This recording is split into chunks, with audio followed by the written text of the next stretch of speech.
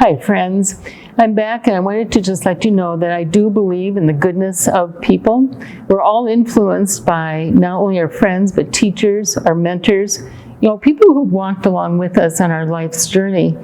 And I think it is everybody's desire to somehow leave the world a better place, make a difference, and that's what you can do for us today as we serve together to add our small amounts together to be able to purchase an industrial strength, energy-saving, water-conserving dishwasher that meets the needs of the Foods Lab here at Minnesota State University, Mankato. They have a brand new kitchen, as you've seen, that is actually a kitchen that you would find in any commercial kitchen. This kitchen could be in a restaurant, it could be in the kitchen of a nursing home, or a skilled nursing facility, or a restaurant, or a hospital.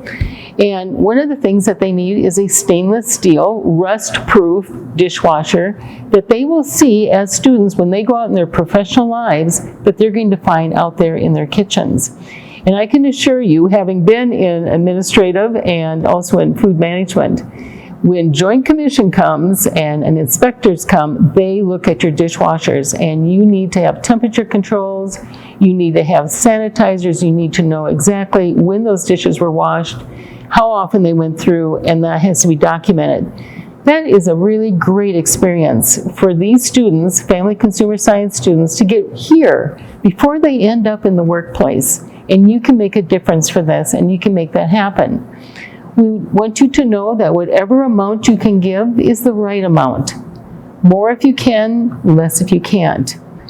But only you can make this milestone happen and make this dishwasher actually appear. So if your impact as an alma mater or someone who actually goes out to eat in restaurants and who doesn't, and you want good, clean, sanitized practices back in the kitchen, we ask you to help us get this piece of equipment. And we really thank you.